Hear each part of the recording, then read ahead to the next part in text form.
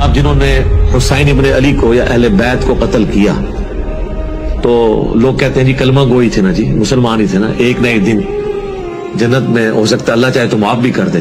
تو سر اس کے ساتھ یہ بھی بولا کریں کہ اللہ چاہے تو معاف نہ بھی کرے، کیونکہ ابو داؤد کی حدیث ہے یا قتل نہ حق مومن کا معاف نہیں ہوگا یا شرک معاف نہیں ہوگا. تو دونوں چانسز ہیں. اور یہ اتنا کریٹیکل ایشو ہے